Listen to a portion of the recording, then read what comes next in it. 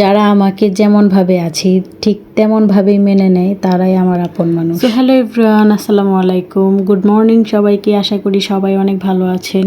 আলহামদুলিল্লাহ আমি অনেক ভালো আছি, সুস্থ আছি। প্রতিদিনের মতো আজকেও চলে আসলাম নতুন আরও একটা ভিডিওতে।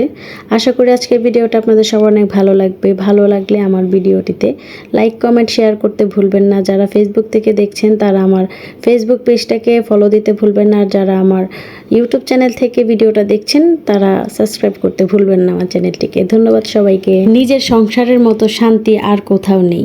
যখন বুঝতে পেরেছি আলহামদুলিল্লাহ, তখন শখের এবং নিজের গোছানো সুন্দর একটি ছোট্ট সংসার আছে আমাদের, যেখানে শুধু আমাদের তিনজনের বসবাস।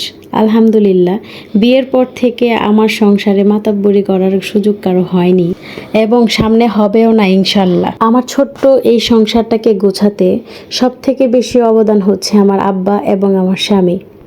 আমার সরল মনে খুব কঠিন একটা প্রশ্ন সবসময় ঘুরপাক খায়। এটা হলো, একটা মেয়ের বাবা মায়ের মতো যদি একটা ছেলের বাবা মাও তার সন্তানের জন্য বিয়ের পরে চিন্তা করতো, তাহলে আমার মনে হয় সেই সন্তানটা আরো অনেক বেশি উন্নতি করতো জীবনে। যাই হোক, আজকে অনেক কথা বলে ফেললাম। এখানে আমি একটু ভিডিও বারান্দা থেকে বসে বসে দেখছিলাম গাছে অনেকগুলো আম হয়েছে, দেখে লোভ লাগাটা স্বাভাবিক ছিল। ওইখান থেকে 2টা আম আনানোর পরে আমরা ভর্তা বানায় খাই। কর্মব্যস্ত জীবনে আসলে আমাদের দুইজনের থেকে একজনেরও সময় হয়ে উঠছিল না। এদিকে আমাদের অনেক কাপড় চাপড়ও জমে গিয়েছিল। তো ভাবলাম আজকে যেহেতু সময় আছে, কাপড়গুলো মেশিনে দিয়ে তারপরে অন্য কাজ করব। আমাকে অনেকেই পছন্দ করে না, এই ব্যাপারটাই আমার অনেক বেশি প্রিয়।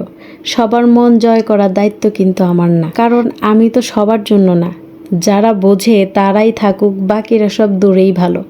কারণ পছন্দের হতে হলে আগে নিজেকেই হারাতে হয়। তাই এখন আর চেষ্টা করি না সবাইকে খুশি করতে। যারা আমাকে যেমনভাবে আছি তেমনভাবেই মেনে নেয় তারাই আমার মানুষ, মানে আমার আপন মানুষ, একান্তই আপন মানুষ। শ্বশুরবাড়ির কিন্তু 2টা অদ্ভুত নিয়ম আছে। সেটা কি জানেন? লাভের বেলায় আমার ভাই, আমার ছেলে কত কষ্ট করে বড় করেছি, আর সেই ছেলেটাই যখন বিপদে পড়ে তখন ওই ছেলেটাই হয়ে যায় বউয়ের স্বামী এবং শ্বশুরবাড়ির মেয়ের জামাই। ভয়ঙ্কর রকমের অদ্ভুত এই ব্যাপারটা। প্রত্যেকটা ঘরে ঘরে হয়তো এই ব্যাপারটা চলমান আছে, কিছু কিছু পরিবার বাদ দিয়ে। প্রকৃতির মাঝে হারিয়ে যেতে মন চায় বারবার। আসলে প্রকৃতিপ্রেমী মানুষ আমি। প্রকৃতির সৌন্দর্যের উপর মুগ্ধ হয়ে আমি আমার রবের নিকট বারবার তার সৃষ্টি নিয়ে শুকরিয়া গুজার করি। মাশাআল্লাহ, দেখতে কত সুন্দর।